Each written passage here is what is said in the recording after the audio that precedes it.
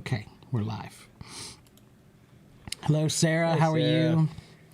are you? So what was that question? What's my opinion about a person's income should be today in today's era? Ahad, That's why I didn't we shield don't. that one. Yeah, we don't live in a global economy yet, so there's no way to answer that question. 10 million Right. US dollars. Because your a question month. implies a global economy. The idea that there's one amount of money that would be good for Yeah, that would everybody work. everywhere. Yeah. Mm-hmm. No, the amount of money I need in my country is different than the amount of money I need in like, for example, I'll be visiting Europe soon, and some things will be more expensive there than here. I'll be visiting Taiwan soon, and a lot of things will be way less expensive. I got a hotel room for the entire time I'm there, 16 days for like $800. Oh my god. 50 bucks a night or less, like $47 a night for a nice hotel, And we in a big room Yeah. in a nice area right in the center of my town. Yeah. 50 bucks a night. We stayed at the Radisson Blu in Shanghai on like the 45th floor. This beautiful hotel with Right. a beautiful room and pool, and we paid like $145 Right. a night or something. Where that's a $500 a night hotel room. That's what I'm saying. In America, right? Yeah. So there is no amount of money that's the proper amount of money to have Yeah. today. If you can eat, then you're doing good. If Yeah, you got I a think roof that's over your head. That's you the can general eat. standard is if you're able to meet your needs. That's step one. Which it is sad in America, it's not always the case. I'll take a $5 hotel, USA Cats. I'm not picky. I'll sleep Not on in the the floor. U.S. I won't. Not in the U.S. No, No. you don't understand. A $5 hotel in the U.S. will get you killed. Yeah, I was gonna say you might be missing You'll- organs when you wake up. or you'll wake up with a hypodermic needle stuck in your shoulder. And no memory of the Right, last exactly. 48 hours. Yeah, your kidney will be missing. You know, whatever. But America is safe. That's what cracks me up about the travel advisories from different places Yeah, that are like, I know. oh, that'll say places like Taiwan are intermediate, and Right, whereas right. America's safe to Yeah, get to. I'm like, right. how does that Yeah, work right. logically at all? It doesn't. You know? Right, yeah.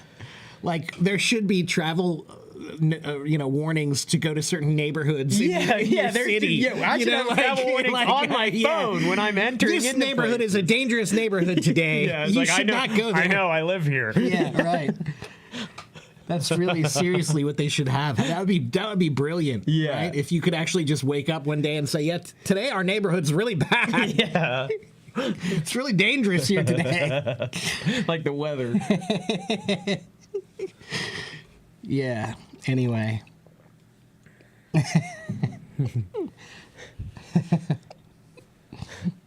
Some American, what is it, asynchronisms or anachron? So yeah. Again, we're just talking about. Today technically the topic today is etymology. So at some point in time, we'll start talking about etymology and why it's useful and how it can help you with English. Let me take this thing off. Warming up. Yeah. Yeah, It's hoodie weather though. well, and it'll get up to like probably 70 today, Yeah, right. but it's gradually getting lower and lower on the highs. Okay, so just today I saw a cool video. Let me see if I can bring it up. I don't know if I can show this or not. Let me find it.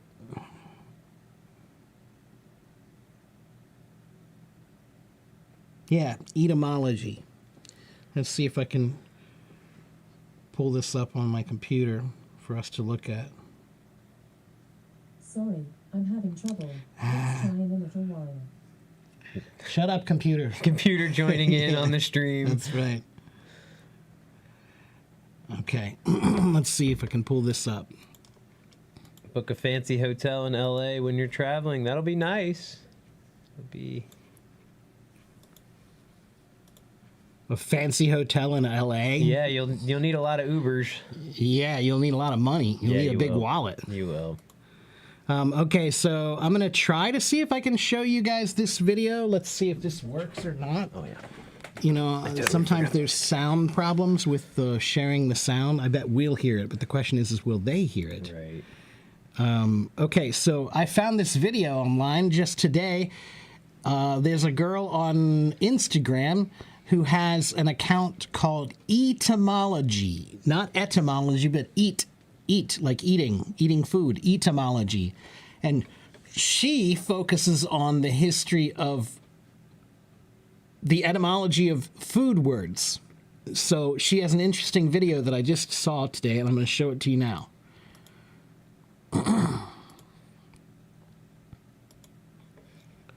So let's see if... Can you make sure you guys tell me if you can hear her or not? Is pasta sauce. This is Etymology, my series where I explore food words and where they came from via historic recipes. Tomato comes from the Nahuatl word tomato, as this fruit is from the Americas. So the word tomato comes from the Nahuatl word tomatl, that's an early... it's a language that existed in Mexico before Spanish. So it's one of the original languages of Mesoamerica. Okay, and so the original word was tomatl, Tomatl, I think, is it? Yeah. entered Europe via Spanish colonialism and the conquest of the Aztec Empire, where Nahuatl was spoken. Spanish didn't change the word much. It is still tomate. Plenty of languages took this too. You've got the French tomate, the Arabic tomatim, but wait, because if you've been in the Levant, you know that this isn't the only Arabic word for tomato. Over there, they would call this a banadora, and that is from the Italian pomodoro, from pomo. So in Arabic, what did they say, bonadoro? And the Italian is with the B. pomodoro, right? And so what does that mean? It means golden apple. golden apple. And the reason they called them golden apples was because the original tomatoes that they brought to Europe were not red. They were yellow, like this. They were orange yellow. So that's why the Italian word pomodoro means golden apple. Yeah. Sicily were ruled by Spanish viceroys So for 2 those are centuries. At the yellow time tomatoes. that the tomato would have been introduced to Europe. And back then this was not the red variety. The yellow tomato was the one that was introduced to Europe first. But this recipe I'm adapting is from the 17th century, and this tomato sauce is not Italian, it is Spanish. It's literally called salsa de pomodoro alla spagnola. You can find the original recipe and my adaptation in this week's newsletter. Fun fact, for some reason Hebrew is unique for calling it the agvania, from a root word meaning to love sensuously. And in Mandarin, it's fanchie, meaning foreign eggplant. How do you say tomato in your language? Yeah, so there you go. In Chinese, fanqie, which I didn't know. Me neither. Yeah, I didn't know. It means foreign eggplant, which tiezi is eggplant. So that makes sense to me now. But yeah, there you go. And yeah, Belen, that's a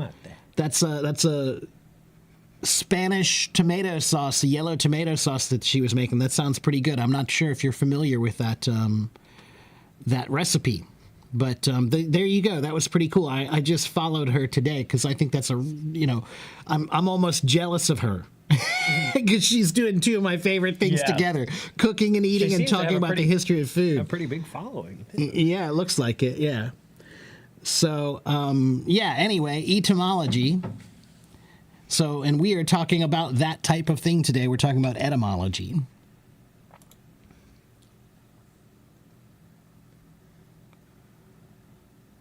Pasta is good. I agree.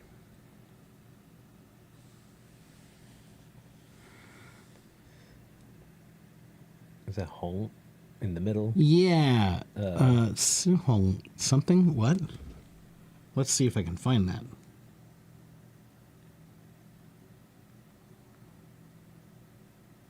Yeah, like Western red something.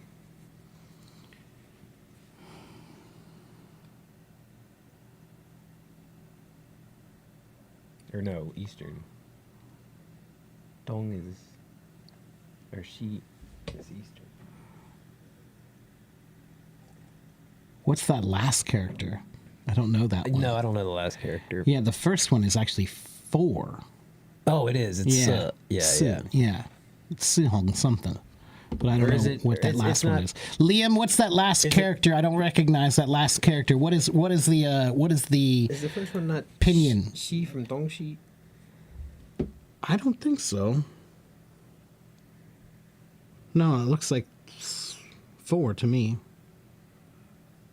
Oh yeah. No, well, it raises up above the there. See? Oh, you're right. You're right. Yeah, okay. You're right. It is. It's Spanish. It's the she for Spanish. Yeah, West. yeah, right. West. Mhm. Ah, that makes sense. Yeah, now. Western red. Western red something. Yeah. Shi Hong Shi. Ah, okay. Okay. Let me see if I can pull Now that you're up. teaching us. Yeah. Thanks. There it is. How about that? Yeah. I did not know that it's also called Xi Hong Shi.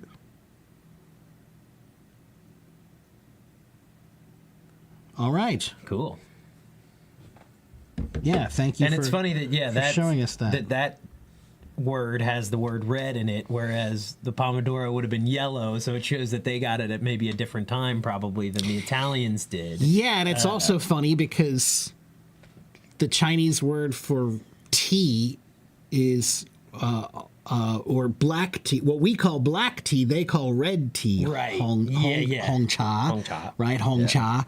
So you guys call it red tea because when you make it, the color is red. We call it black tea because the color of the leaves is black. Yeah. So, Nisho, usually Monday, Wednesday, and Friday around this time. Monday, Wednesday, and Friday around this time.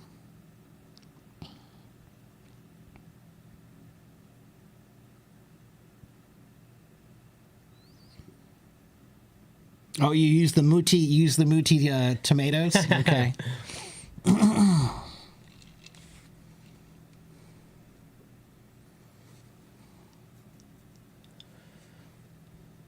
Yeah, I've never seen that one before. Yeah, that's cool. You just translate it literally. Yeah, Oh, yeah, right, yeah. right. Well, Western red Yeah. thing.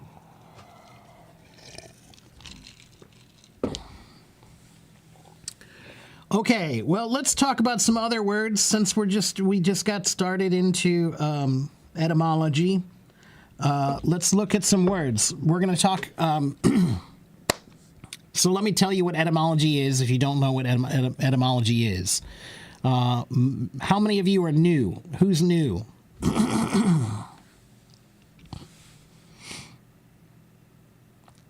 Oh, look at that. Joy's saying red tea is that. And then what is this? Black tea. Hey. Yeah. Hey. Cha. I don't know the middle one. Yeah. Hey guys, do me a favor. If you're writing Chinese for us, do us a favor and write the pinyin as well, just so that I can recognize how to read it properly. Yeah. Yeah. A lot of characters we can recognize. No, well, some characters we can recognize. Most probably not as much. Pu'er cha. Yeah, all right. Yeah, sometimes we know the pinyin, but we might not recognize the characters, you know. Yeah, pu'er, that's about like the That's most popular. the most popular, yeah. right? Yeah. Mm-hmm. Yeah. It's one of the most popular, yeah. What's the relationship? We're friends. Yep.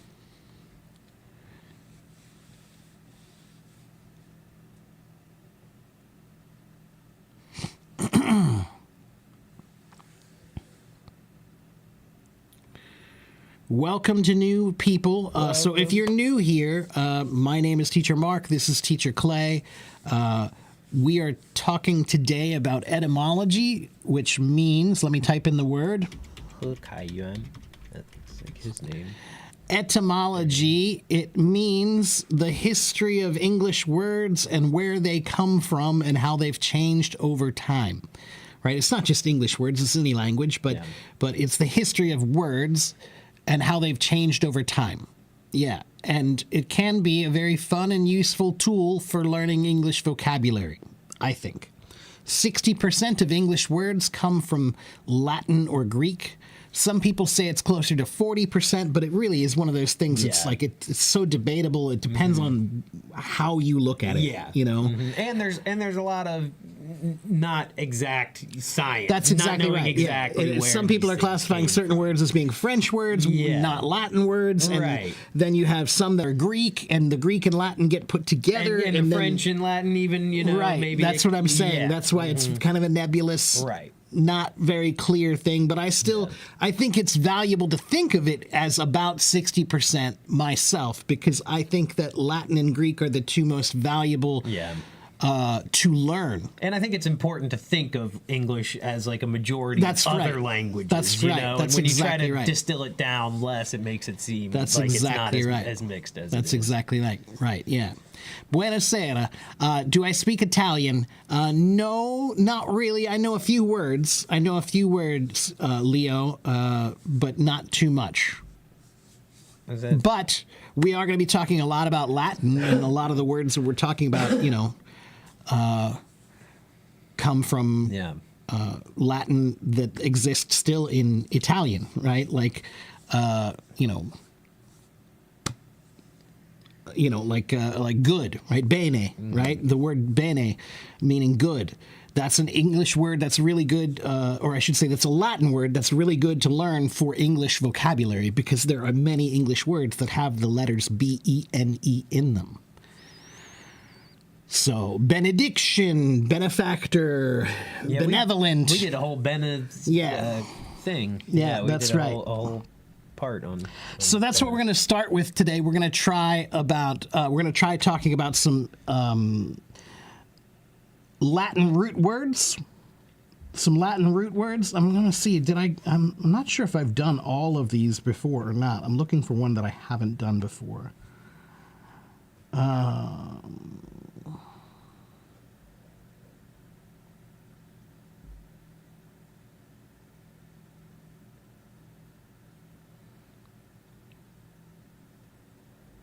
Unquenchable.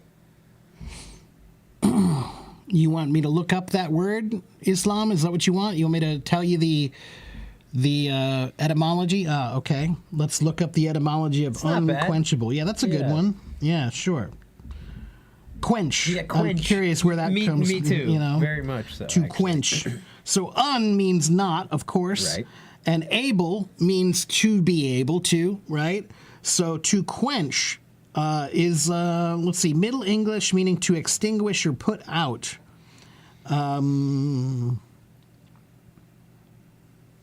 So it looks like it's Old English, Middle English, Germanic.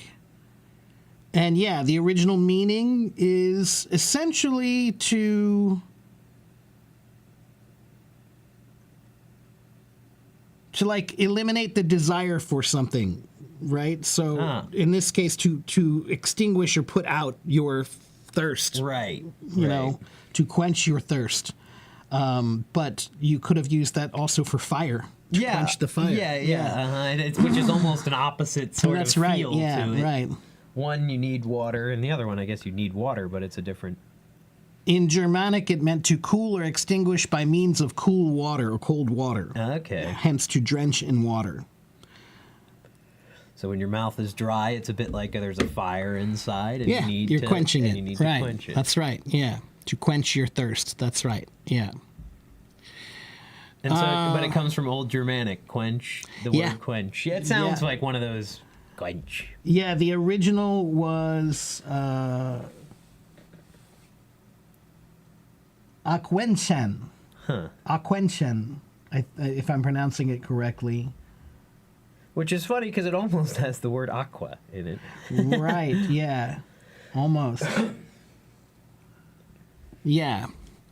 How about all the different doctors' departments in a hospital? Aren't they all Latin? Yes, they are. Yeah, and that's- every Latin word, every medical word is Yeah. either Latin or Greek. And scientific community as well when it comes to classification of Yeah, animals. that's right. and things Anything like involving science or medicine, almost all of those words are Latin or Greek. in origin. And that's so everybody, no matter your language, can all speak sort of the same language right. when it There's comes a- to those fields. It was one of the first things that was standardized in medicine is how do we talk about things? And before, geology and before that, yeah. they didn't. Right. You know, they had to. Before that, the most popular Western medical system was the Greek system. I didn't actually know that, yeah. The Huh. four humors. Right, You yes, know, yes, and the they used to humors. bleed you Right, for and everything. You know, leeches right, and and this leeches kind and of everything. thing, Right. yes.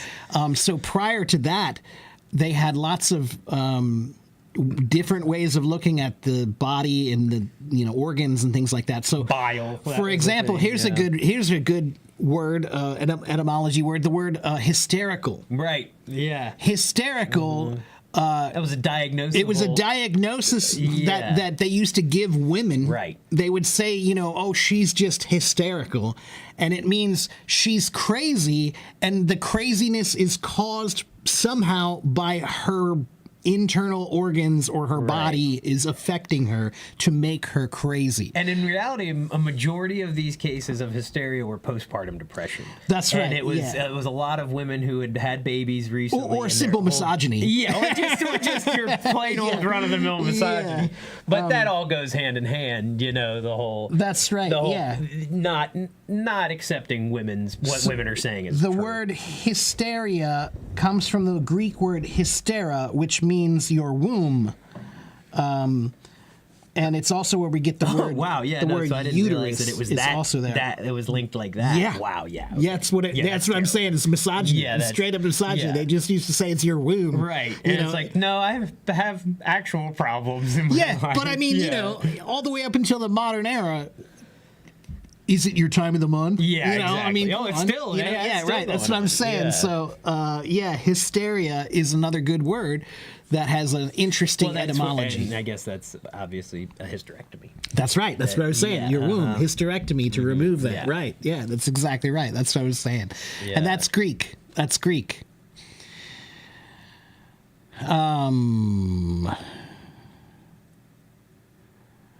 Yeah, but like, for example, a cancer doctor being an oncologist, right? Right. Onco is the Latin word Yeah. meaning cancer An or whatever. orthopedic. Yeah. Ortho, right? Yeah. Cardio, Yeah.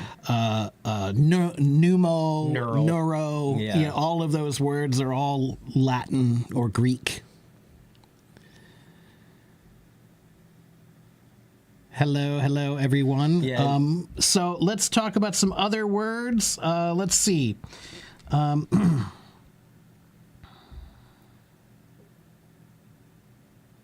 In some of my fish keeping groups, people use the scientific term for these fish because they've been so crossbred and stuff that there's 15 different Oh, right. scientific Yeah. names for this, Right, yeah. different Latin names. It'll be T. Anapanacuranapavius. That's right, Or yeah. whatever. And the word Arctic. The word Arctic. Do you guys know what does the word Arctic mean? Do you guys know what Arctic means?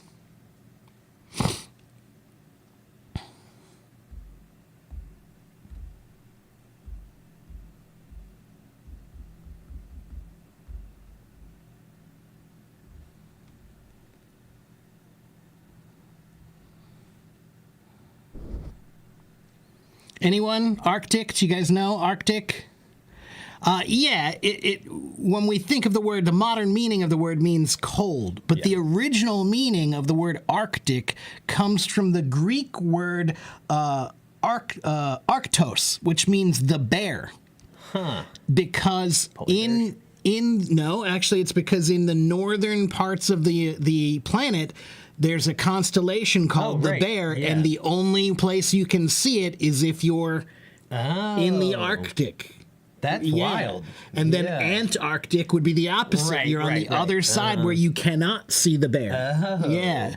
So Arctic means the bear because if you are in the northern parts of the world, the Earth, then you can see a constellation that's called the Bear constellation. And yeah, right? So that's etymology too. Yeah.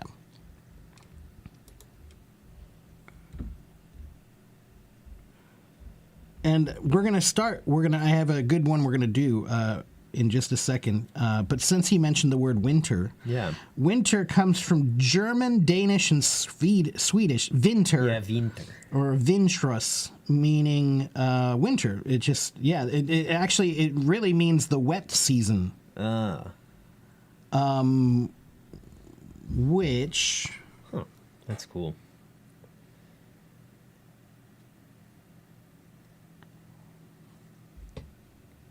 I like to think about what life was like back then when I went to Stonehenge and walked the mile there. It was kind of I was like, well, I wonder what this would be. It was winter, and it just reminded me of what people went through back then. I saw a funny thing on Facebook about an Irish guy who married an Egyptian woman, and the first time that he took her to Stonehenge to see it and whatever, and she looked at it and she looked at him and she said something like, your ancestors were pathetic. Well, it was before that, but still, yeah, it's not nearly as impressive as the pyramid. The Egyptians kind of had a little more Yeah, going on. They did. It was not quite as impressive. Yeah. Anyway, so I was just looking to see the word winter has the root word WED, which is where they get the word water or wet. Right. Okay. So, Wetter.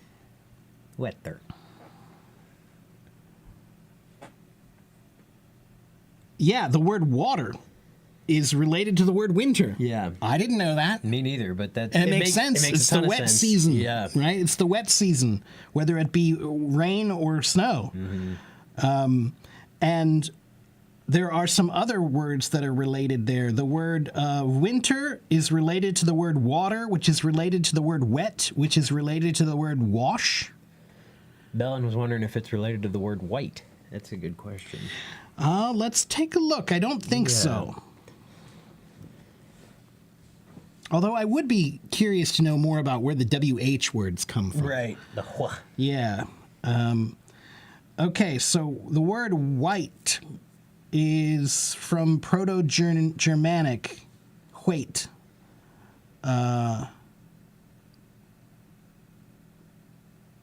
Or German, Weiss. Yeah, that's German.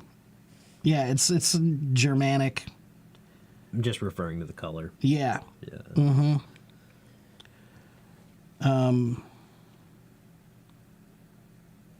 It may originally have meant something about shining, like to shine, because a white thing would shine That could more. be like the water almost. You Yeah, know, sure. Reflecting. Yeah, yeah. Shining. Yeah, water and winter. I never made Yeah. that connection either. See, that's why I love etymology, because Yeah. you stumble into words that you've been using for your entire life, Yeah. but you had no idea that they Right. were connected Yeah, or related. I or- enjoy these streams, I think, the most. I like the etymology streams because I'm Yeah. always learning. a Yeah, lot. yeah. So again, the WED has a lot of roots or a lot of words that are related to WED. Where did it go? Let's try that again. There it is. Hello, Kusuma. Hello, Mandy.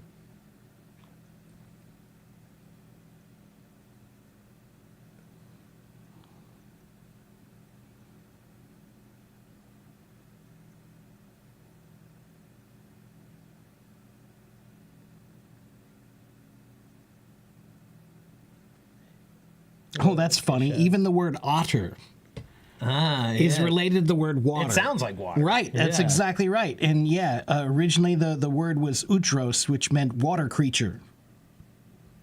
Yeah. Yeah.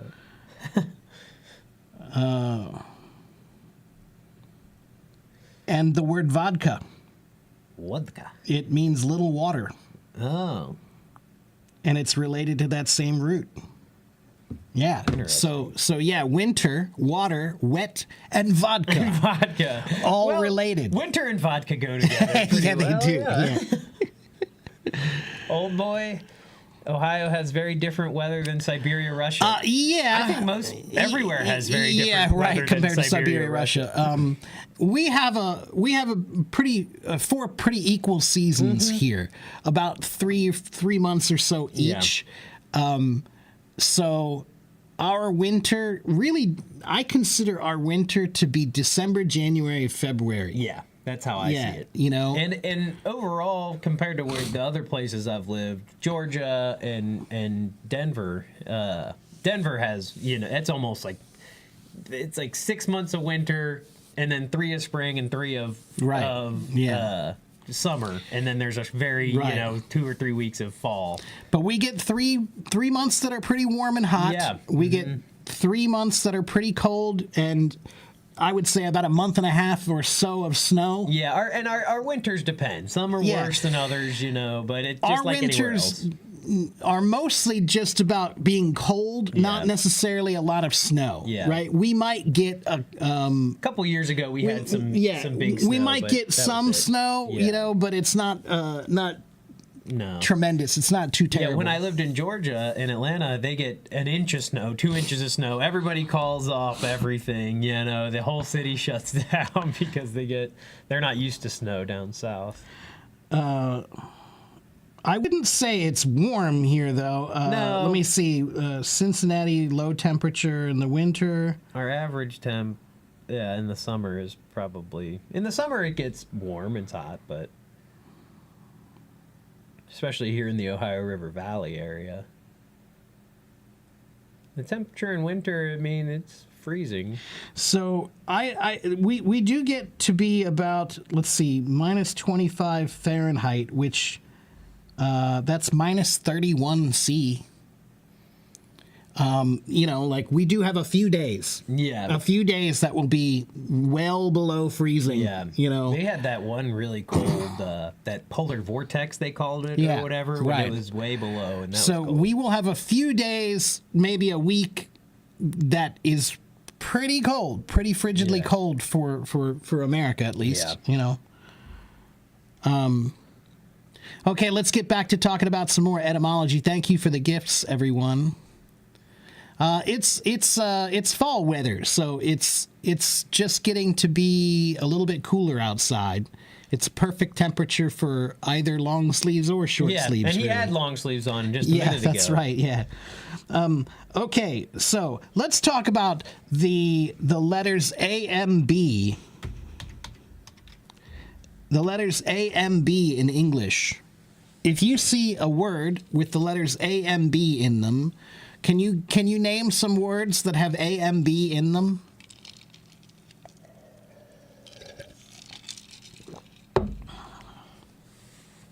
Anyone? Can you think of a word that has A, M, B in it? Ambient. Ambient, Okay. ambulance, Ambulance. Ambitious, ambiguous, ambition. Okay, pretty good, pretty good. So the root word AMB, it means actually to walk. to ambulate. Yeah, so to amble is a word that means to walk. Okay? Or ambulate is also a word that means to walk. If you want to be wordy. Yeah, right. Nobody uses that No, word, yeah. But that's what it means. It means to walk, right? And hello, Miguel. How are you? Good to see you, my friend. And I always see your messages, Miguel, and I always appreciate your comments. Yeah. And when you leave messages on my YouTube later, always appreciate it, man. You're the always man, appreciate Miguel. it. Yeah. Good to see you. And then we have the word ambulatory, meaning, about walking. And the word ambulance, right? And what is an ambulance? Something that moves you. Right, it's an ambulance is the thing that takes you to the hospital, right? It's the vehicle that takes you to the hospital. So it's a driving vehicle now, right? But originally, a long time ago, There's two guys. an ambulance was what we called the tent where they used to fix hurt people. You told me this. Yeah, so on a battlefield, right? Let's go back 1,000 years. If you were on the battlefield, you were fighting. Do they have an ambulance? Is there a hospital? Do they have a hospital? No, there's no hospitals. There are no hospitals. So how do they take care of hurt people? They take them to a tent where they have the doctor, or the medical person, well, not usually a doctor, but somebody with a saw. Yeah, right. Yeah, somewhere between a doctor and a horror movie was waiting for you. And a butcher. That's right. Yeah, and so the tent, though. If the battle moved, if the fight moved, then the tent had to move, so they had to carry it. So the word ambulance is the thing that we used to carry. We used to walk, this tent around with the battlefield. That's where you would get fixed up. So the word ambulance comes from the word meaning a tent where they used to heal people on the battlefield, and they had to carry it or walk that tent around. Yeah. Kind of like in MASH, but that one was that one was just stayed in the same place. That's right. If I remember right. Yeah. That's right. Yeah. But originally, it really was just like literally like a piece of cloth. Yeah, and a guy with a cleaver standing behind. Right. Yeah. It was just it was a big piece of cloth over a rope hanging on a tree, and then some guy with a saw. And some lead bullets for you to chew on, or a piece of leather for you to chew on. And the guy next to me is Clay. Hey. Okay, so let's do a few more AMB words. Preamble. Kind of a big word, but what is a preamble?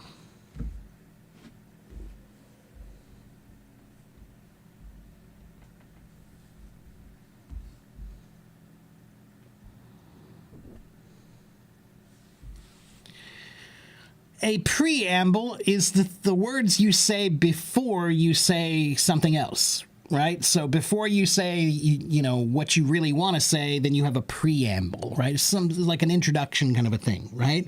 And pre means before, and amble means to walk. So preamble means the words that you walk around and say before your real walk. Before your real speech. Yeah. Okay, so preamble, there's one, okay, and how about the word scramble? Whoops, can't type. That's another technology that needs to advance soon. Yeah. To scramble, what does scramble mean?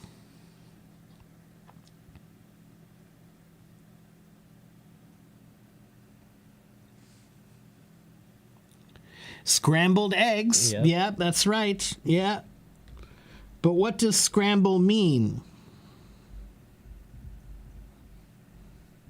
To climb, it can actually kind of mean that, to scramble up the mountain. It can. Yes. Yeah, In climbing, it can. Yeah. So it means to make one's way by clambering. Yeah. Yeah. Like clambering. Huh? Yeah. And or struggling or wriggling along, Yeah. right? So the word to scramble, it's funny. Why do we use that for eggs, I wonder? I don't know, yeah. You moved them around? I don't know. That's what I'm trying to figure out. I'm going to have to look that up later and see if I can find a reason why we chose the word scramble to talk about eggs. Yeah. Oh, here it is, right. To struggle or to scrape quickly. Ah. So I guess as you're scraping, right. this is Yeah, the that's right. scrambling of Yeah. the So to eggs. scramble up a hill is when you try to climb up a hill very quickly. Usually and, all fours and is you're kinda- scraping yeah, uh-huh. along. So to scramble your eggs is to scrape the bottom of the pan like this. Right. So that's how. There we go. That's Yeah. the connection between scramble eggs and scramble to move. Hello, Gila. Good to see you. Hello. Okay, and I think we have another. Victor, you were talking about the word AMBI, which is a little different. Ambi is a different root word. This AMB is the root word that means to walk. AMBI is the root word that means both. Yeah. So ambidextrous, Yeah. both sides. Ambition, you know. is that, would that be, or does that fall that's- into the other one? That's a good question. That's a good question. Because I can see ambition meaning to try to move up, you know, or to move, but I'm not sure. It comes from AMBHI, meaning around. Okay, yeah. So yeah. amphibious, like around. Yeah. Yeah. So it means, ambition means to go around, going around. Huh. Yeah. So to try to get to where you want to go. Yeah. You know, eager or inordinate desire for honor or preferment is ambition, and it comes from the Latin word ambitionum. Ambitio. Ambitio. Oh, now it makes sense. Oh, that makes a lot of sense now. Because the original way that you got people to vote for you, Go around. you would go around and talk to people. So the word ambition now means to have like a desire for popularity or for success or something like that. But originally the word ambition was a word that meant to go around. It was like, not quite canvassing, but Right, you know, yeah. sort of, To make yourself popular and get people to vote for you, Yeah. you went door to door and you met people and you went around and talked to them. So there you go. That's a good one. Yeah. And but like I said, that comes from the slightly different root. Yeah, the other root. Yeah, slightly different root. Yeah. And there are a bunch of interesting words that come from that root, meaning both sides. Yeah. Ambassador, that's a good one. Ambassador, yeah. So let's look at ambassador. Ambassador comes from the root word meaning both or around, in this case around, and let's see.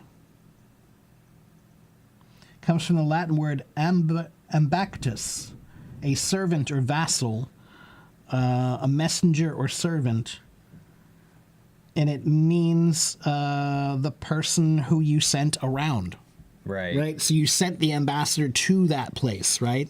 So that's where the word ambassador comes from. It means somebody that you sent around to represent you. Yeah. Okay. Amble is one that means to walk. Yeah, and that's the other root word. So there are two different root words here. One is AMB, which is the root word meaning to walk, right? So ambulance, amble, ramble, scramble, those are all related to that root word.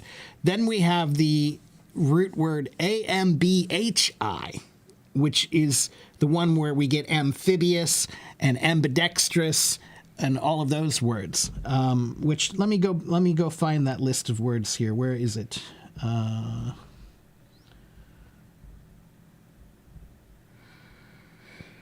Where is my both list?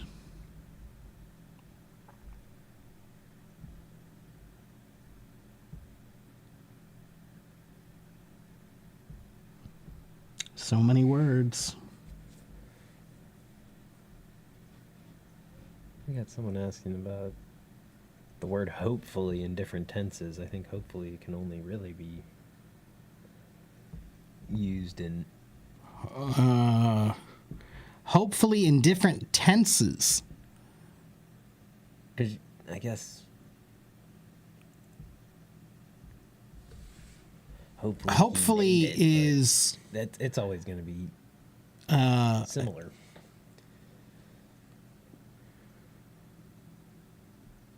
that's an adverb, so it's not really something that we use in the consideration of tenses in that way. Jose, tell me what you're trying to do. Like, try to explain to me how are you trying to use the word hopefully that you don't understand?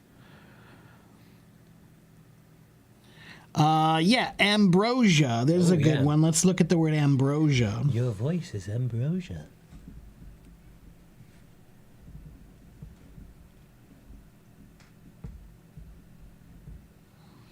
Ambrosia. Ambrosia is a fun word that basically means food or drink of the gods. That's what it originally meant, was the food or drink of the gods is ambrosia. And it comes from the Greek word ambrosia, which that's what it meant, Greek word of the gods. And in this case, a means not, and embrotos means mortal. Not mortal. Yeah, not mortal. Yeah, so ambrosia means not mortal. It means that's the food of the gods for not mortals. Yeah.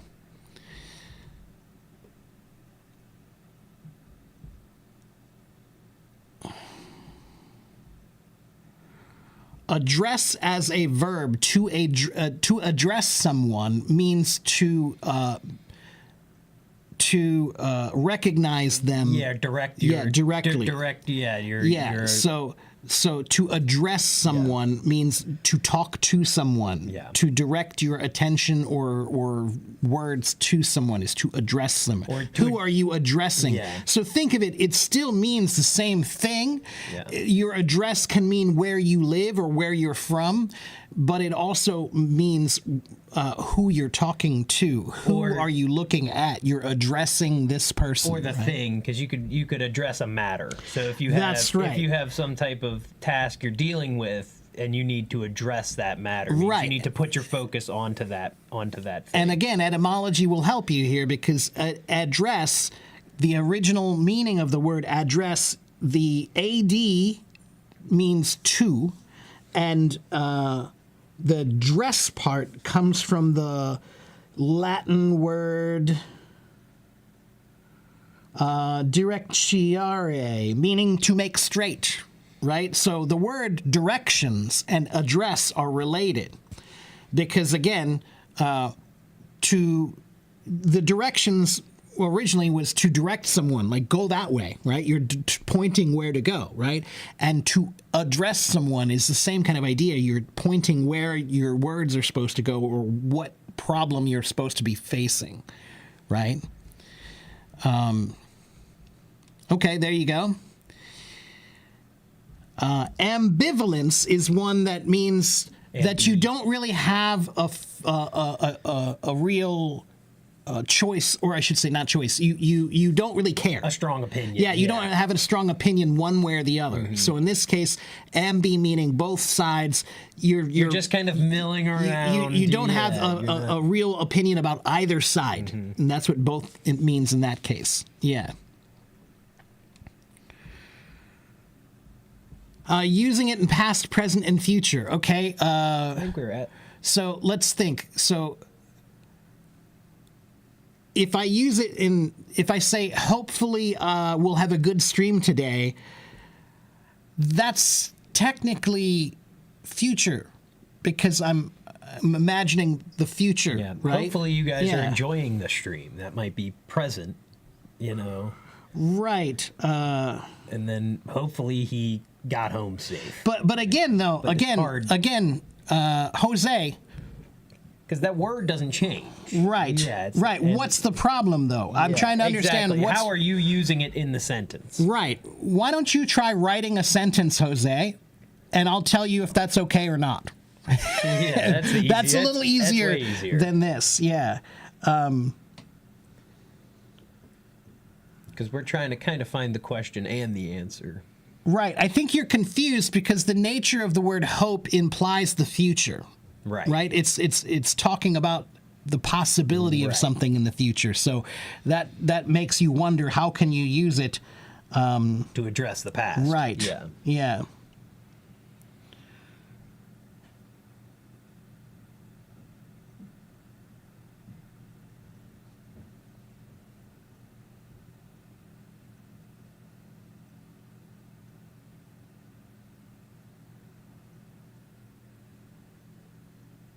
I'm looking to see if there's anything else regarding it. But there's nothing mentioned, because yeah. I don't think it's really an issue for most No. people. So like I said, I think, Jose, you just need to try using it a few times, and then, it doesn't change. No. That's right. It doesn't Yeah. change, I don't think. Yeah. Hello, Reem. Okay, let's see. What other words did I pass up here. Ambiguity, again, that one's meaning not clear on both sides. To be ambiguous means both sides are unclear. Okay?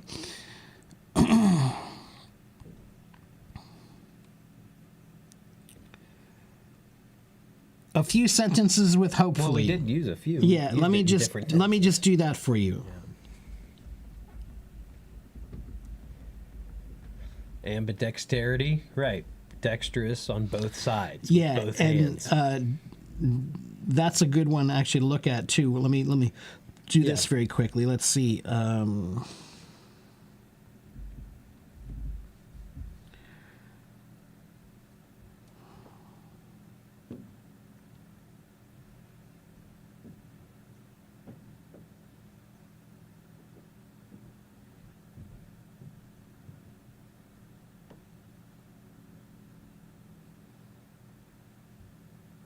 So you could use the term hopeful in a past tense, but not hopefully. Right. Right? So if you said, I was hopeful she would come to visit us, that's past tense. But it's talking about how you had Already felt. in the past, in the past you right. had hoped for the future, right? So again, it's a little confusing, Right. Because it's But still it's in that not tense, But it's not you know. hopefully. No. It's hopeful. Yeah. So in that case, again, hopefully is not a tense really question. No. There's not really something to be considered. Okay. And let me look at ambidextrous because there was another thing about that word I remember. Hello, Reem. Ambidexterity. Hi, Hannah. So this one, amba meaning on both sides, and dexter meaning right-handed. Ah, Yeah, That makes sense. So So it your means both hands are your both right hands hand. are good as good as your Yeah, right. Yeah. Mm-hmm. That's right. Yeah. Every cloud has a silver lining. Means that no matter how bad the problem is, or no matter how bad something is, there's always some positive Yeah. aspect to it. If you look closely, there's something good. yeah, finding the good in something bad. That's right. Yeah. So when you try to find some kind of a good outcome or result or way of looking at things, then that's what we call a silver lining. Yeah, because it's referring to a cloud as in raining. It's going to rain on you, and That's and the right. rain, you know. Yeah. But there's a silver lining to the cloud. And that actually does have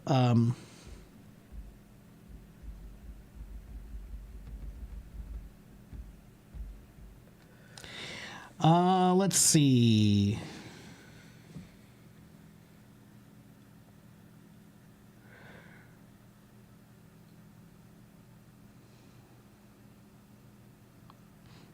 It originally came from a John Milton poem in 1634 Wow. called Comus, in which there was a line that says, "Was I deceived, or did a sable cloud turn forth her silver lining on the night?"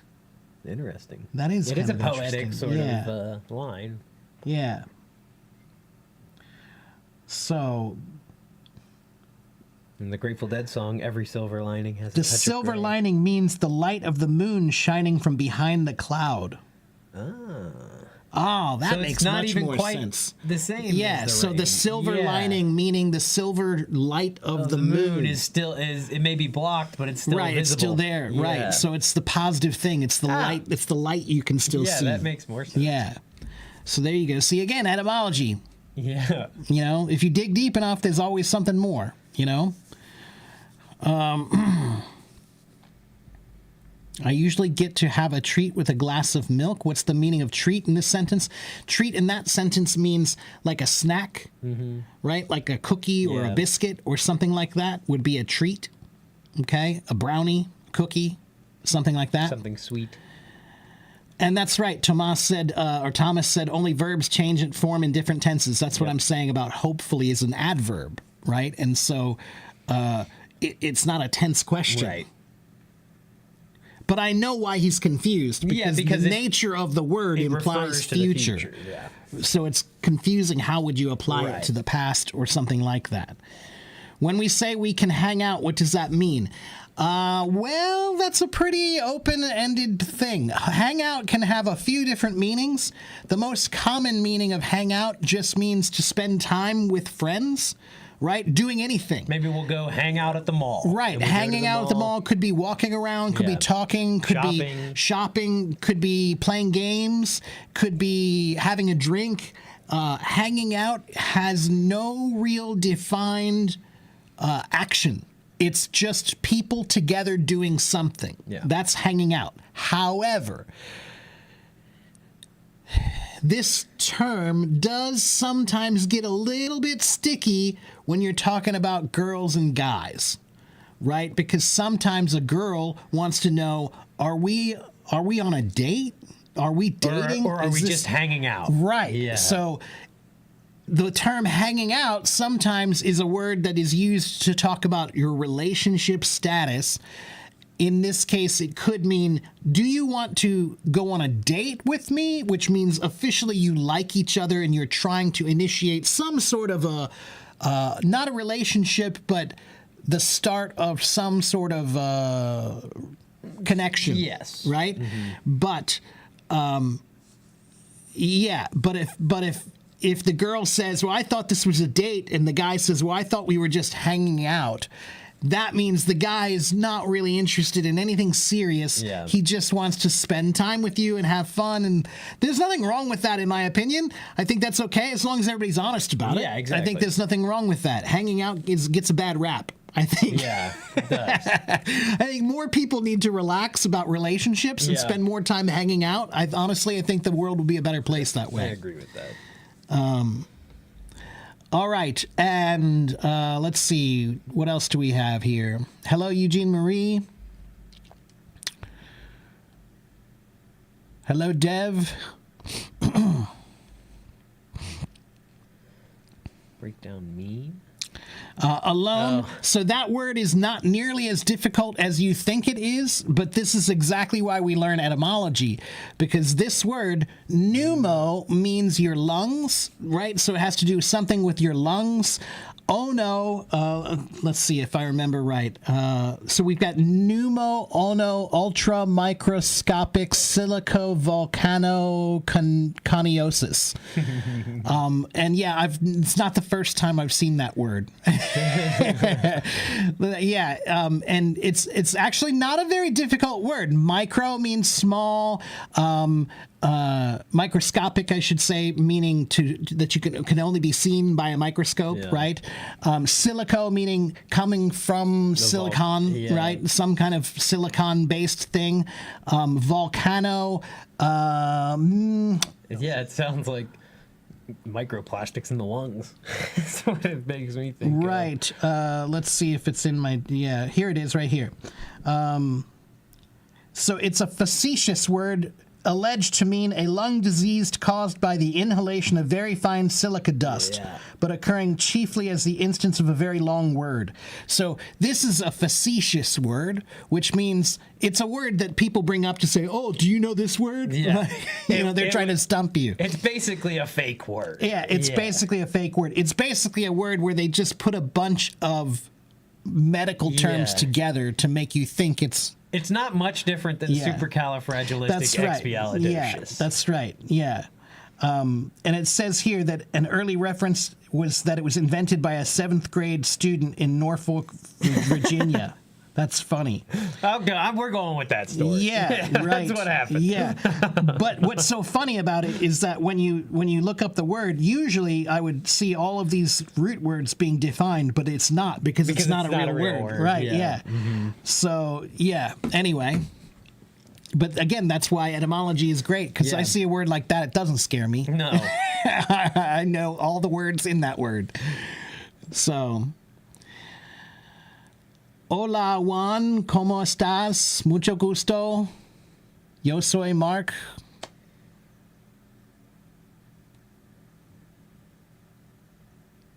Okay, let's see. Let's go back to more lists of words. I still didn't find my ambi list here. Where is it? Oh, I must have skipped it. How did I miss that? Oh, it's right there. It's the top one. Okay, so the word amphibian Amphibian is a word. What is an amphibian? Right? Amphibians like salamanders, right? Or frogs, right? Amphibians are creatures that can live on land or water. So the word amphi, A-M-P-H-I, means both sides. So amphibian means a creature that can live on both sides, the land and the water. And then we have...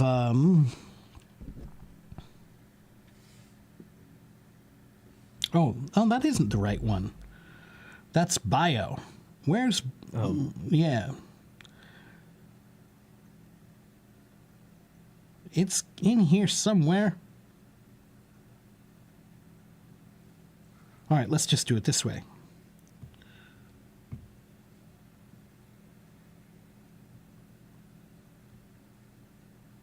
Here we go. So the root word amphi or ambi, it's sometimes spelled A-M-P-H-I or A-M-B-H-I. And the word ambassador, the word ambidexterity, ambidextrous, ambience, ambient, ambiguous. So ambi can mean both sides or it can mean around. So ambient, Which is sort of meaning yeah, around, it's right? a similar sort of meaning. Both Right. sides and Ambiguous meaning unclear because you don't know which side to choose. Let's see. We talked about ambition and ambitious and amble and ambulance. And we also have the term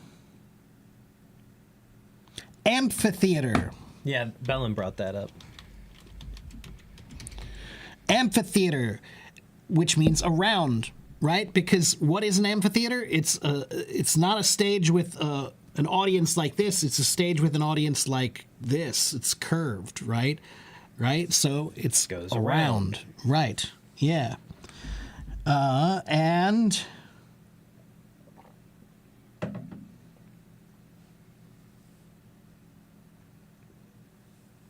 let's see, what else?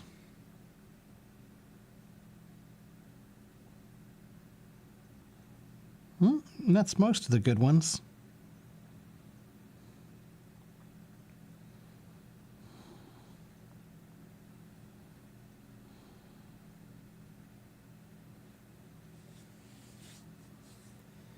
Nisa wants to know about truce. The word truce. Yeah, let's look at that. I don't think I know that Let's one. look at that. Let's find out. I wonder if it comes from trust. The word truce. A truce means like an agreement to stop fighting, right? An intermission of hostilities. And the original meaning comes from the word... Oh, it's actually related to the word treaty. Ah, yeah, okay.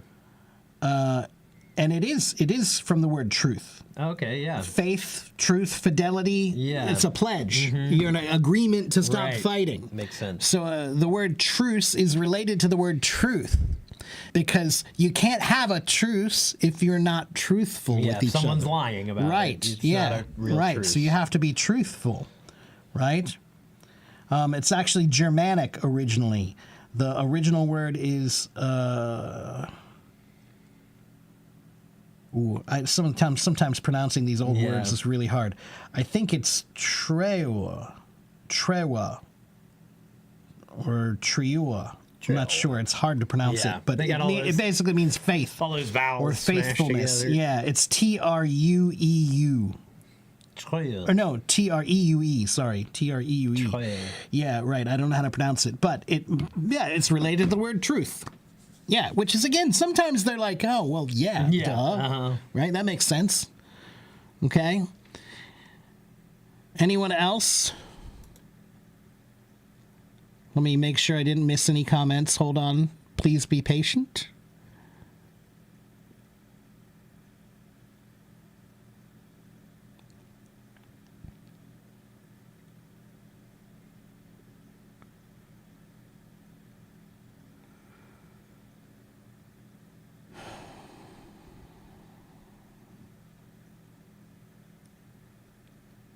certain things are just like 10-foot pole. Yeah, yeah, I could tell what the one meant. I was like, Yeah, 10-foot pole. Yeah. What does period mean? That's a good one. If I remember right, it does besides have the term or time. right.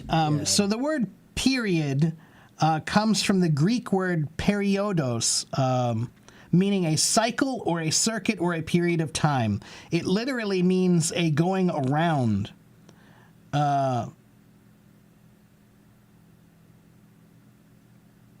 So it means a period of time is the amount of time that it took you to do something. So period originally was actually the amount of time it took you to walk or go around to do something, right? So period is still defined that way. It's an undefined amount of time to accomplish something, right? That's the period of, right? So when we talk about period in history, right? And at this period in history, we're talking about a given time period, a given point in time, right? And that means like the things that were going around, that were walking around during that time, right?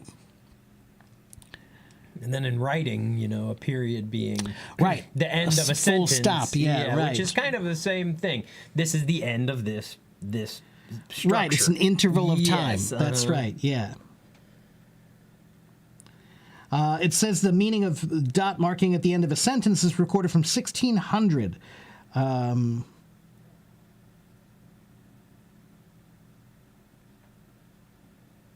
And yeah, basically it just means, you know, a full, complete sentence. Right. The time it takes you to fill that Right. one sentence. Okay, anyone else? Hello, everybody. Ganesh. Put clincher to? What is that? I've never heard that one. Doesn't sound good though. Yeah, I'm not sure about that. Hello, Johnny. Good to see you, my friend. Thank you, Sala. Thank you, Johnny. Hello, Ganesh.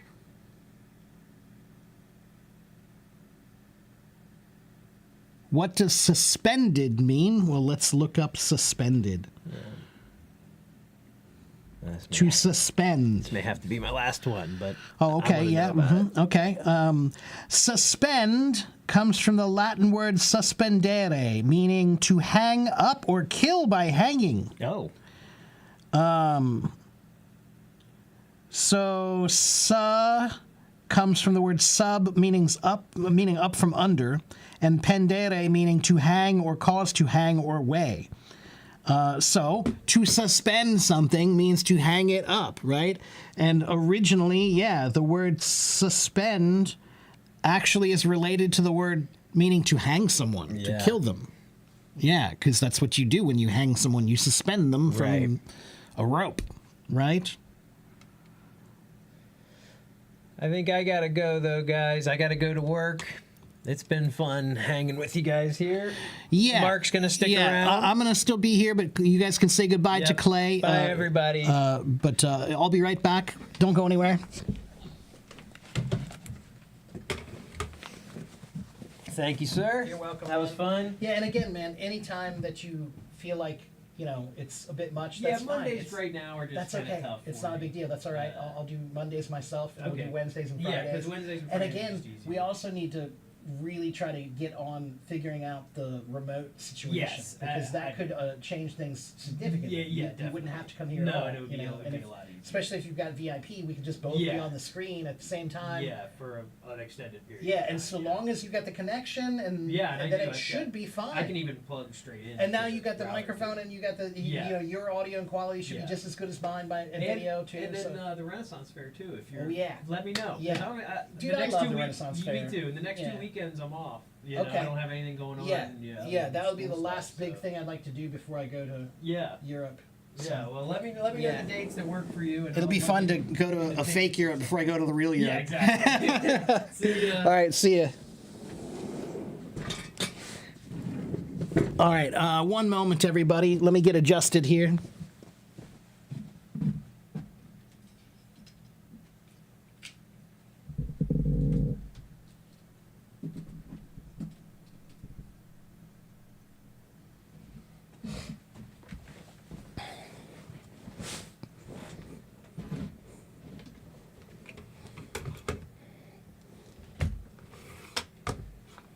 Okay, I'm back.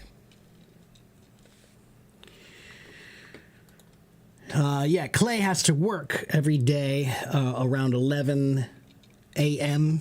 here, so he stays here till about 10:30, and then he has to go. But I'm still here for a little while longer. A little longer. Okay, so any other words that you would like to know about?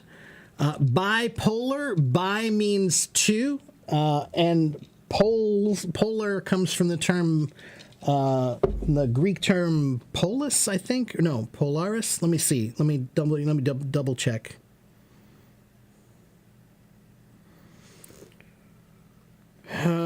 Polar comes from the word polus, meaning the end of an axis. So to be bipolar is a medical term. It's a mental health term. It's not a really great definition for that medical condition because it implies that it's kind of like Jekyll and Hyde, where you have two completely different personalities. One is healthy and one is unhealthy. That's kind of what it implies. That's what bipolar technically implies, that you have two poles in your personality. One is normal and one is abnormal. That's not a very good description of being bipolar, in my opinion. I honestly don't even know if that term is very useful anymore, but I'd have to talk about, maybe I'd talk to my dad about that. He's a psychologist. I'll ask my dad later about the term bipolar to see if maybe maybe it's not being used anymore. I'm not sure. Okay, let's see. Ayano, how can you reply to what?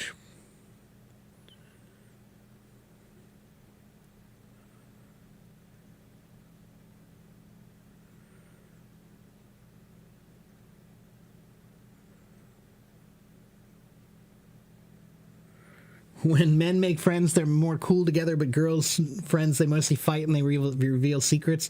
There is a little truth to that. There's a little truth to that. Not entirely, but yeah.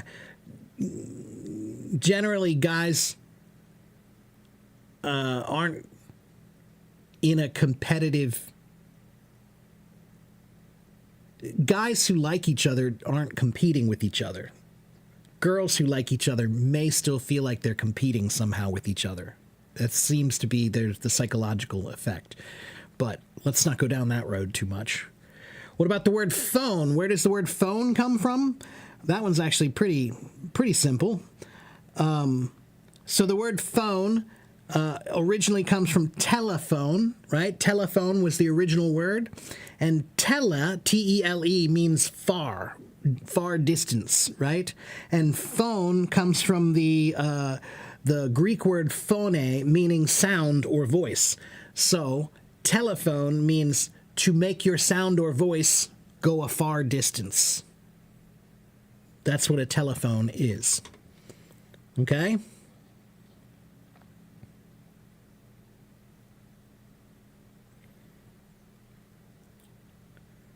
Hello, Fluke.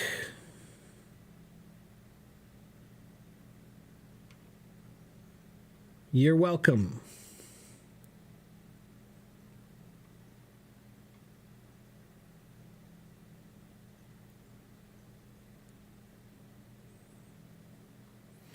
Well, I would suggest, lady, that if when you get married, if you need to block all your former girlfriends, then maybe you're not ready to get married. Marriage is not something that you should do if you're worried about it falling apart for any reason whatsoever. Right? So there's a friend of mine from Taiwan who married this guy, and she was a friend of mine. We were friends. That's it. Just friends. That's all. Nothing more. And when they got married, she had to block me. She blocked me, and suddenly I can't talk to her anymore. And Yeah, that just tells me that that's not a healthy relationship. That is not a healthy relationship. And sure enough, it's been like, I don't know, 7 or 8 years or 9 years, I think. And they've had problems the whole time because they probably should never have gotten married in the first place. If you're worried about what your friends are saying, you're not ready for marriage. Anyway, it's very off topic, but anyway. Gregarious, I love that word, the word gregarious. To be gregarious is a word that means to have a really good, friendly personality, or very extremely friendly. So the word gregarious, it originally means disposed to live in flocks. So it means you like to live in a group of people, right? A gregarious animal is an animal like a sheep. They prefer to live in a group, right? Not alone, right? So the word now, it means to be very sociable, right? You're friendly in a group of people. You make friends easily. But the original word actually comes from the Latin word gregarious, meaning pertaining to a flock or a herd or a group.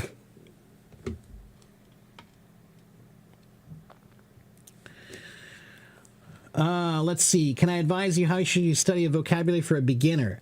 Yeah. Go to this website.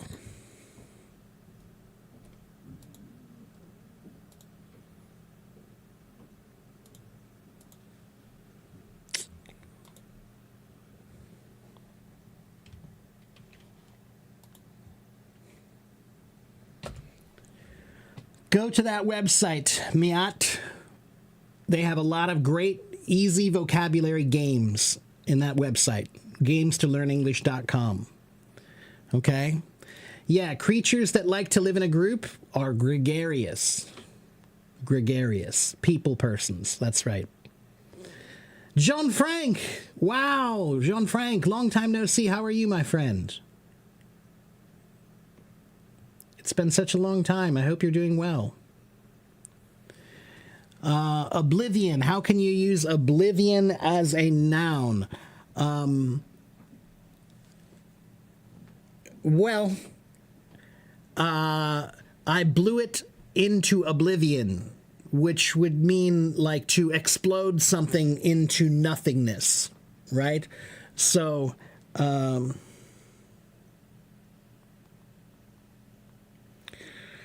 the word oblivion comes from the Latin word oblivionum, which means forgetfulness or to be forgotten.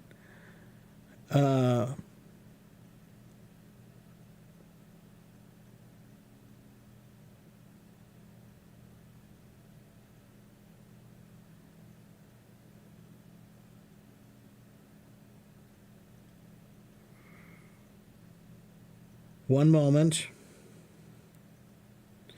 So, it means a state or condition of being forgotten or lost to memory. So, yeah, right. So if I blow something up into oblivion, then it means that it's gone and it now will be forgotten, right?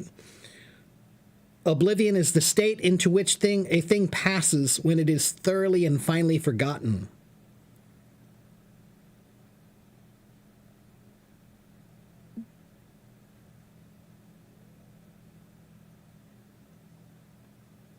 Which is why the word oblivious, to be oblivious, means you've forgotten to pay attention to what's going on. Okay?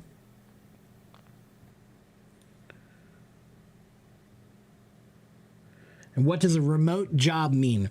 Remote means at a distance, right? So this is called a remote control. Control meaning I can control it, and remote meaning from a distance, right?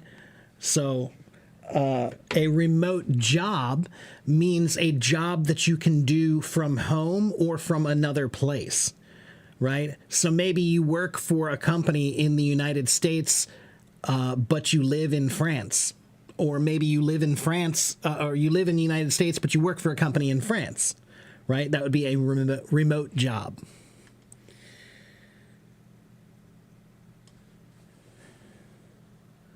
Do I have any ideas? What? Linda?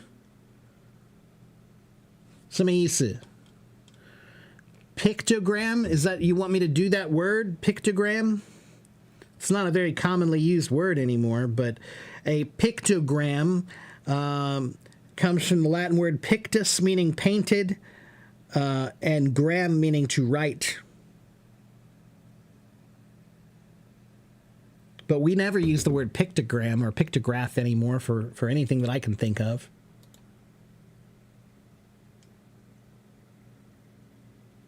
Long distance control, that's right, yeah. Mm-hmm. Hello, Aragorn, good to see you. That's right, like working from home anywhere except at the company, that's right, yeah. That's right. Yeah, Eugene. Actually, remote work is really something everybody should be considering right now because it's the next step to global economics because of what you just said. If I work in the United States, if my job is from the United States, but if I lived in Mexico, the amount of money that I get paid from my job in the United States can be used for a lot more because the cost of living in Mexico is so much lower. So, to be honest with you, everybody in the world should be considering the fact that they might be able to live in their country but work for a company in another country and do a lot better. Yeah. You want it, but your boss isn't considering it? Yeah, I know. Bosses are bosses. You want to learn spoken English? Well, then go follow my YouTube channel and start listening.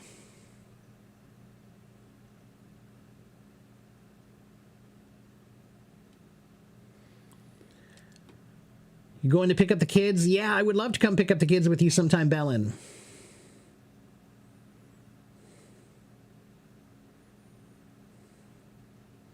What does set aside meaning? What does set aside mean? To set something aside. Set means to place, and aside means beside or near you, right? To set something aside. So if I set my phone aside, let me set my phone aside. I set my phone, I placed my phone near me or beside me or close to me. That's to set something aside. It can also be used figuratively to talk about, if I say, let's set that aside for now and talk about something else, it means let's not talk about that anymore. Temporarily, we'll take a break from talking about that and we'll talk about something else. Yeah, put aside and set aside are pretty much the same. Pretty close. Yeah. And the YouTube channel is right here.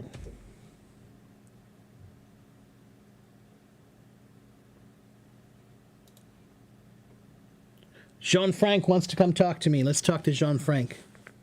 It's been a long time.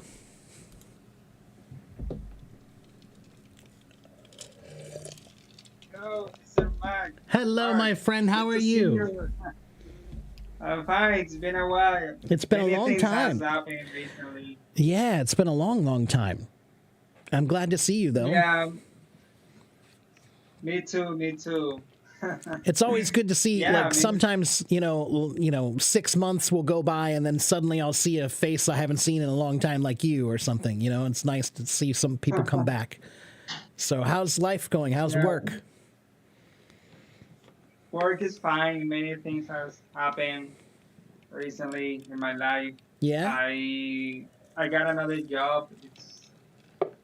It's doing the same kind of job. I don't know if I told you that I work like for a travel agency. Yeah. Mm-hmm.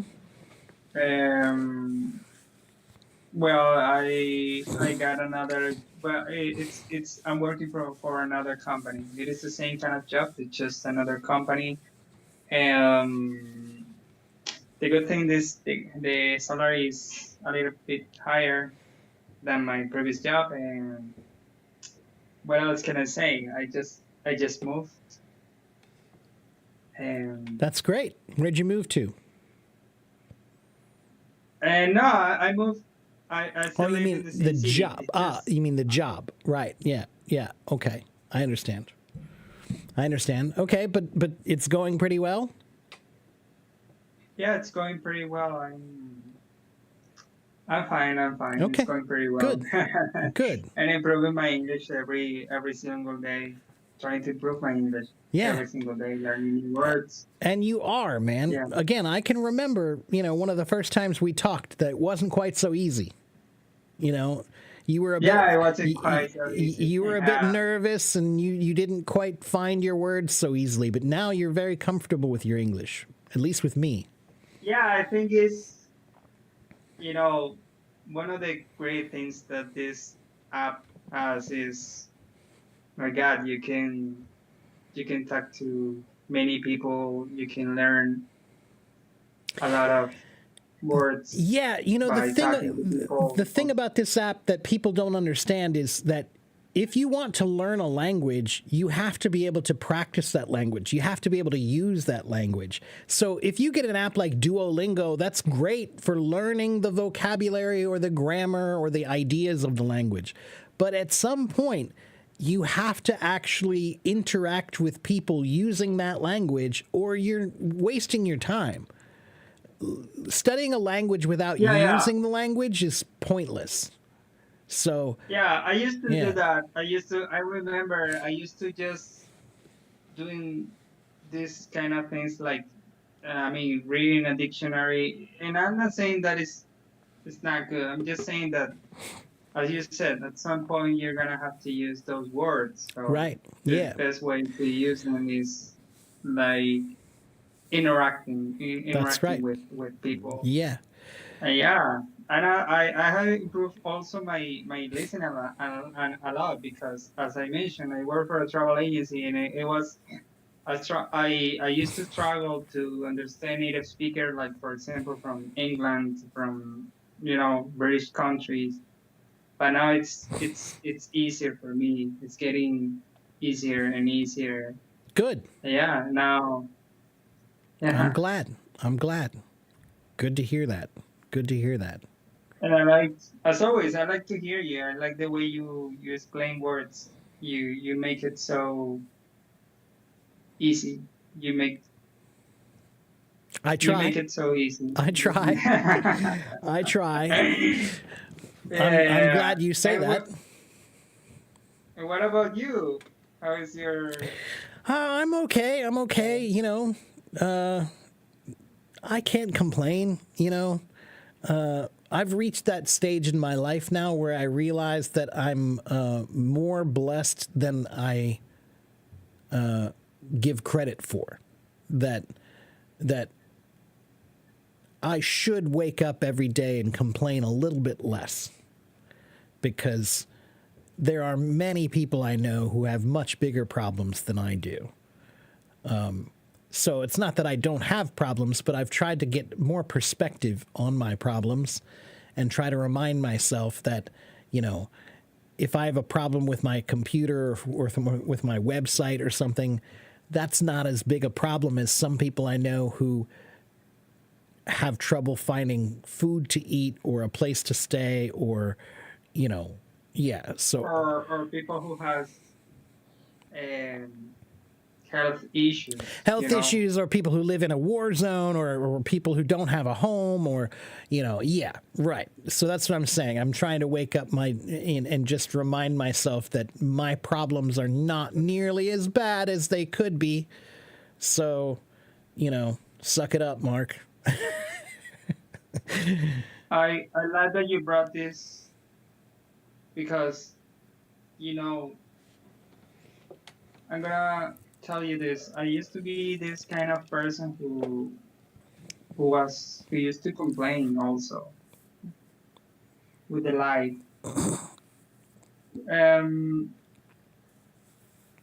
Okay, I'm gonna talk about this. Recently, I Like a few months ago, I was not feeling well physically, you know, and I went to the doctor, and they told me that I had a condition with my thyroid, thyroid, thyroid hormone. Mm-hmm. You know, am I saying it Yeah, correctly? By the yeah, way? thyroid, yeah. Hyperthyroidism or what? Hyperthyroid. Okay. Hyperthyroidism. I mean, I was feeling tired Yeah. Mm-hmm. and yeah, tired. I didn't have enough energy, and I went to the doctor. I got a blood test, and the doctor said that I have hyperthyroidism. Well, Mm-hmm. and then I've been taking some medicines, but now thanks God with that treatment that I'm taking, I'm feeling good again. And Good. then when you have this kind of situation where you are like, how can I say, when you've been in a situation like that, like with your health, that has to do with your health, and then when you get better, and it's then when you realize, I realized that I was complaining before I got that new that I had hyperthyroid, something with my something with this hormone. Yeah. It's located here. Mm-hmm. Mm-hmm. And when you get better, you realize that before you were complaining about things that it didn't matter, you know. Yeah. You know, I mean, Jean-Franc, well, first of all, I hope you're feeling better now, and I hope things will get better for you with your hyperthyroidism. But,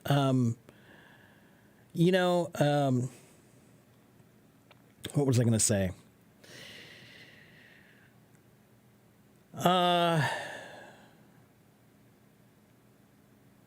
Yeah, I guess I'm trying to say that humans, by nature, humans are critical. By nature, we find problems. It's part of being human. It's an important part of being human because evolution is about problem solving, right?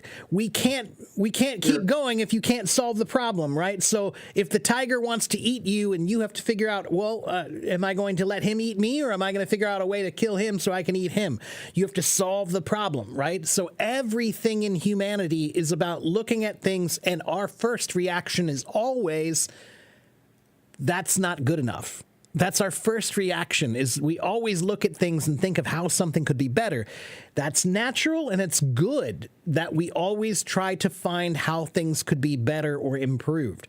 But because it's our natural tendency, it's our natural place to feel like we should criticize things all the time, most people don't realize that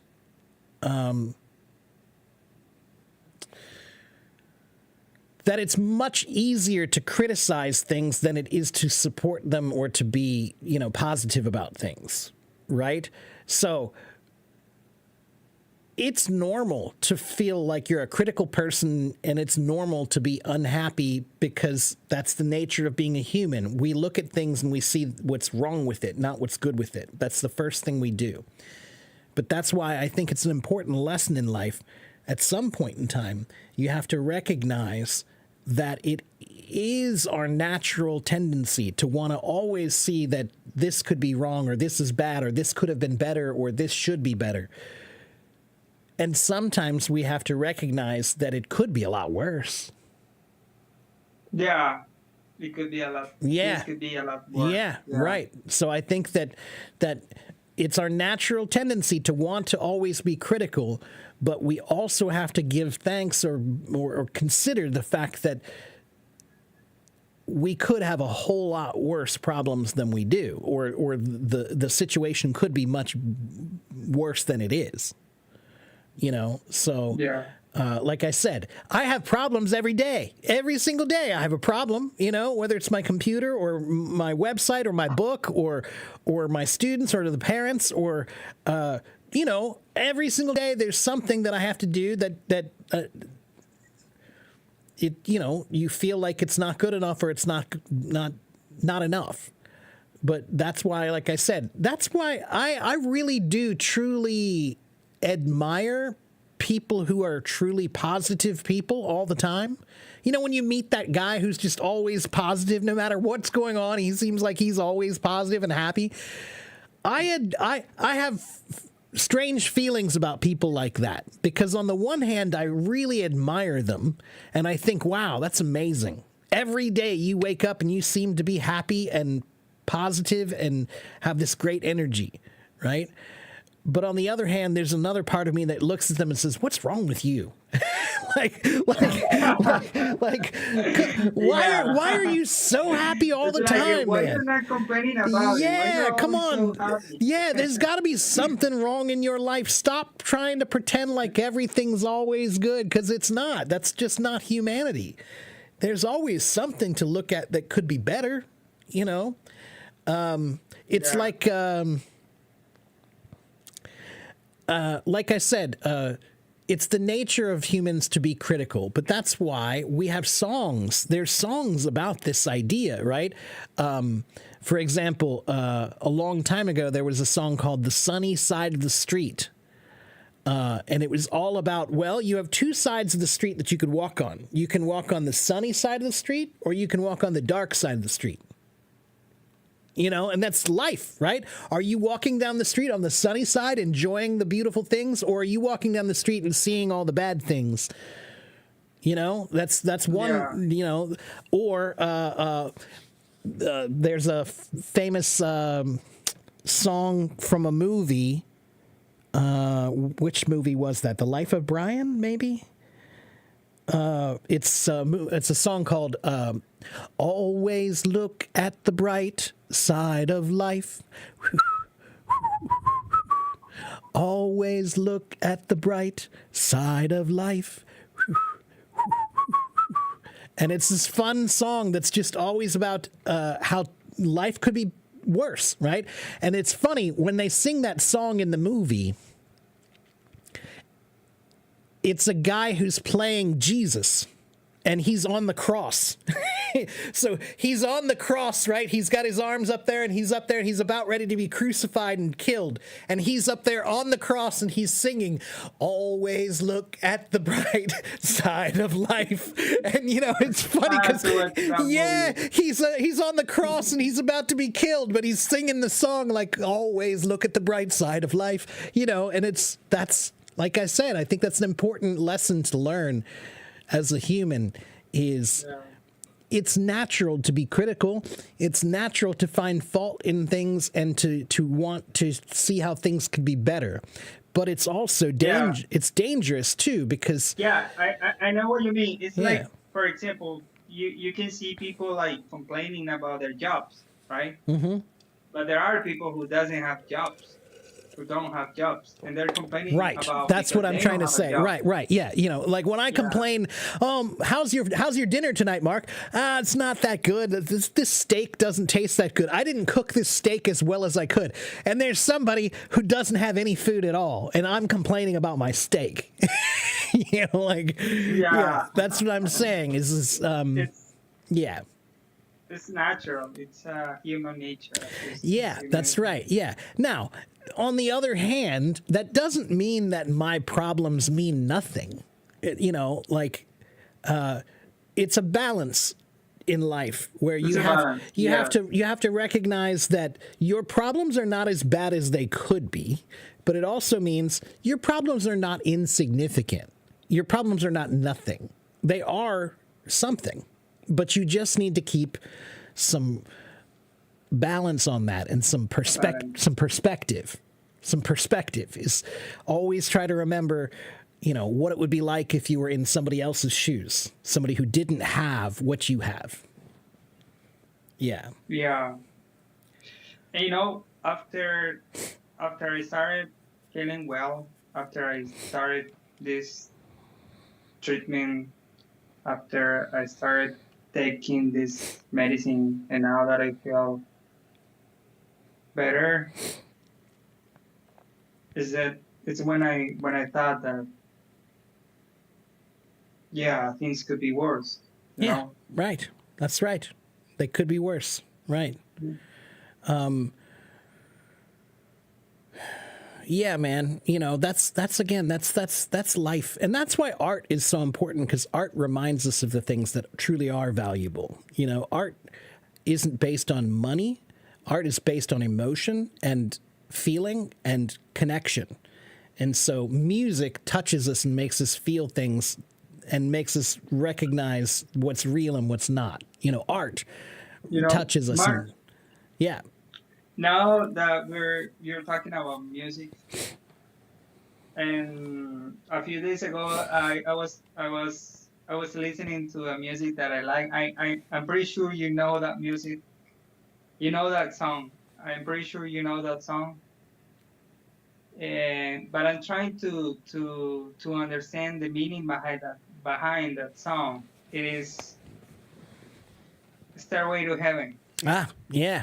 Great song. Led Zeppelin. That song has a really deep meaning. It does. It But it's does. Yeah. Led Zeppelin wrote a lot of songs that had some deep meaning.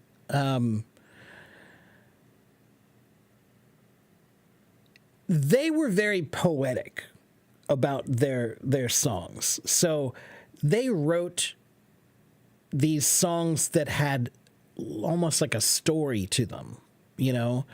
And Stairway to Heaven is one, you know, if you listen to the lyrics of Stairway to Heaven, let me show you.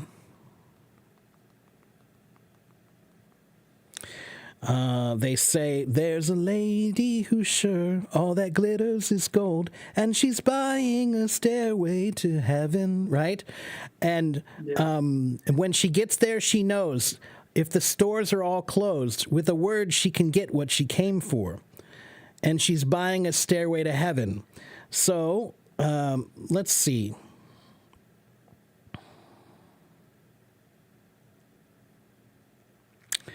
So, you know, this is a funny thing. What does Stairway to Heaven mean? It means whatever you want it to mean. This is also a very important lesson in music. Songs, when musicians write a song, maybe we did have a personal idea of that we were trying to create about what that's about, right? That's our personal view. But a song is not meant to be only a link to that person's view. A song is meant to make you connect to a bigger feeling.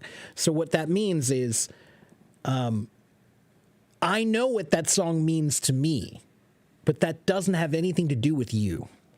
So what that means is, you can find out. If you want to ask me, what does that song mean? What does Stairway to Heaven mean? What's it about? You can ask me, and I might tell you what it meant to me. But that doesn't mean that it means that to you. It can mean whatever you want it to mean for you. Yeah, I remember there was an interview, and that's what Robert Plant said when they asked him what was the meaning in the song, and he didn't respond like this. He didn't say like the song had a specific meaning. Right. Yeah. Right. And that's the way it's supposed to be. It's art. It's art. When you go to a museum and you look at a painting, you don't ask the painter, hey, what did you mean when you painted this? No, you look at it and you let yourself feel whatever you feel. So it has nothing to do with whatever he wrote and whatever he felt. It has to do with what you feel. When you see that painting, when you hear that song, that's what you feel. You know what's funny is Phil Collins, do you know who Phil Collins is, the singer, Phil Collins? I'm sure you know some of his famous songs, but he has one song he did in the 1980s, I think, late 80s. It was a song called Sussudio. Sussudio. And let me see if I can find it very quickly. Let me see if I can play it very quickly. I'll just show you. Because it's really funny. The story behind this song is really funny.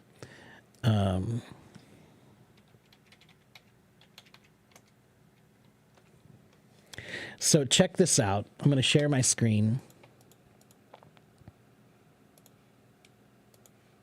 Yeah, I know what you mean. It's like some has a deep meaning, but it doesn't mean that they That's have right. just one specific meaning for you, for example.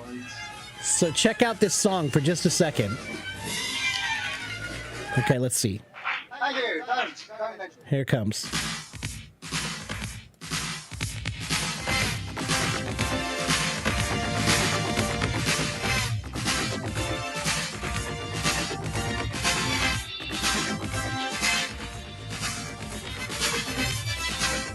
Great song.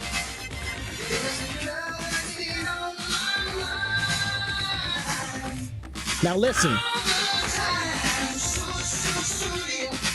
So he said, there's a girl that's been on my mind all the time, Sussudio. But guess what? The word Sussudio doesn't mean anything. It doesn't mean any. It's not even a real word. It's not a real word at all. It's a word he made up. But this is what happens sometimes when bands make songs. My band, we do this all the time. When my band gets together to play, when we try to write a new song, my bass player and my guitar player and we will play together and make music. And my singer will try to sing something. But he's making up words that just don't mean anything because he's just trying to do something right now, right? That's this song. The song Sussudio. He made up that word and he meant to replace it later with something that means something, but he couldn't find anything to replace it with, so he just kept it. And now it's in there. And now everybody asks, what's a Sussudio? What is a Sussudio? What does that mean? Nothing. It means nothing. This is just an example. This is just one example of just music. Or you can give it the meaning that you want. That's exactly right. Music means whatever you want it to mean. Music means whatever you want it to mean. It's not something that somebody else tells you what it means. It's something that you have to figure out what it means for yourself. Yeah. Yes. So, but music, again, to go back to our original point, always look at the bright side of life. I want to watch that movie. Oh, here. Well, let me show you that. I'll show you that one part. What's the name of that movie? I'll show you. Let's see. It's called what is the meaning of life?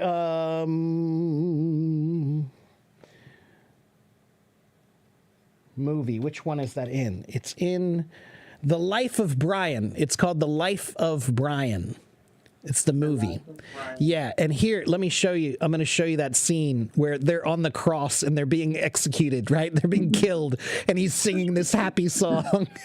It's so funny. It all starts with Okay, wait a minute. But Commercials. it isn't just something you see. Okay, here we It's go. something you You know what they say? Some things in life are bad. They can really make you mad. Other things just make you swear and curse. When you're chewing on life's whistle, don't grumble, give a whistle. And this'll help things turn out for the best. Aye. Always look on the bright side of life. Always look on the light side of life. If life seems jolly rotten, there's something you forgot. And that's to laugh and smile and dance and sing. When you're feeling in They're the all dumps, singing. don't be silly chumps. Just push your Watch lips and this. whistle, that's the thing. And always look on the bright side of life. Now they're all singing. They're all singing.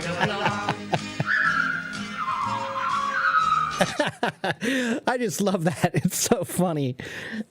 They're about to be killed, And the other and they're guys are still looking singing. at him like, Yeah. oh my God, Yeah. what are you saying? You're gonna die. Yeah, right. Yeah, that's exactly right. It's just a funny thing. Like, hey, man, look at the bright side of life. You know, you're about to be killed. So funny. Yeah. Yeah. Anyway, The Life of Brian. It's a funny movie. It's a British movie by Monty Python. Monty Python, very famous British comedy movies.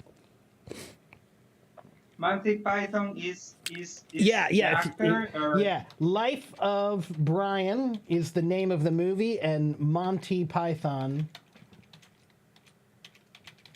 If you look up Monty Python did a bunch of funny movies, a bunch of really funny movies. But Life of Brian Monty is one of Python them. was the guy who was singing, right? Monty Python is the guy who made the movie. Ah, Yeah, the yeah. director. That's the director. Yeah. And Life of Brian is the name of that movie. Monty Python did a bunch of funny movies that were very sarcastic and funny, like that. Yeah. Yeah. So there's a bunch of funny scenes in that. Yeah. Yeah, you should watch it. It's really funny. So you'll probably need the Spanish translations because it's a little complicated sometimes, and they have a very strong British accent. You know, so it might be a little hard for you to understand sometimes, but it'd be fun to watch. No, I think it's better if I watch it in British. Okay, yeah. In British. Yeah, give it a Because try. I think it's gonna. That's right. Yeah, it'll help you. That's right. Yeah. Yeah. So Mark, I have to go because I've been working at night. I have a shift for my schedule. Mm-hmm. It's now Night at shift. Night shift. Mm-hmm. So I have to go to sleep because I have to Yeah, work you look now, tired, man. You look tired. Go get but some rest. It really was a pleasure. It really was a pleasure talking to you again. Yeah, of course, So, man. Always. I'm really glad you keep in as touch. always, you're always giving the best advice. I try. All right. Well, good luck, man, and get some rest and enjoy that new job, and always look on the bright side of life. I do. All right, man. I'll see you next time. Bye. Okay. Bye-bye. Take care. Okay, and yeah, you know, I think that's a pretty good time for me to maybe take a break myself. I've been here for exactly 2 hours. It's a perfect time. It's a perfect time for me to take a break. So thank you, Sadat. Thank you, Sadat. Yeah, like I said, like I wake up every day and I have problems. Everybody who wakes up in the morning has problems. But you have to recognize whether your problems are as bad as you think they are. You always have to tackle whatever problems you have to tackle your problems seriously. Right? You have to try your best to make your problems go away, you know, by fixing them, right? But it's also always important to take all of your problems with a grain of salt. That's an English idiom that means not to take them too seriously, right? So when someone tells you something and you say, take that with a grain of salt, it means don't take that too seriously. Okay? So, yeah, whatever problems you have, try to remember they might be not as bad as you think. They could be worse. Yeah. Gunter, you're here. You've just arrived just as I'm getting ready to go. But yeah, we need to talk again soon. Greetings from Berlin. And it's coming soon, man. 2 weeks. 2 weeks, I'll be coming to see you. I'm looking forward to it. I'm getting excited.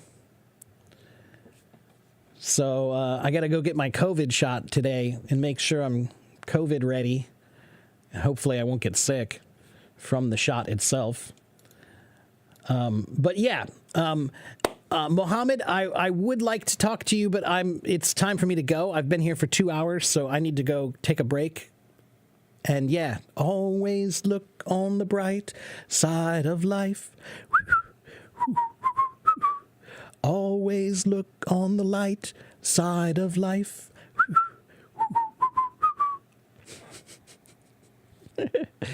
Yes, we do really need to talk. Yes, we do. Yeah, message me anytime if there's anything that you need me to know about or want me to, whatever, want to talk about, any of that. Message me and let me know. Okay? Okay, guys. Thank you guys for watching. Thank you guys for following and participating. You can follow me here. Follow me here, follow me here, follow me here. Susan, come back and follow me next time. I have 3 links right here. There's my link tree, there's my website, and there's my YouTube. Okay? You sent me a message. I don't think I saw the messages, Gunter. I see the messages in the group chat. Is that what you mean? In the group chat? Or separately?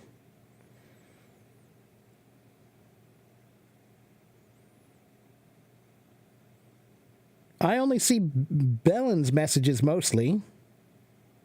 Oh, there's your message. Oh, I see a message that got lost in the feed. I'm sorry about that, Gunter. I will reply to you. I didn't notice that you had a message there.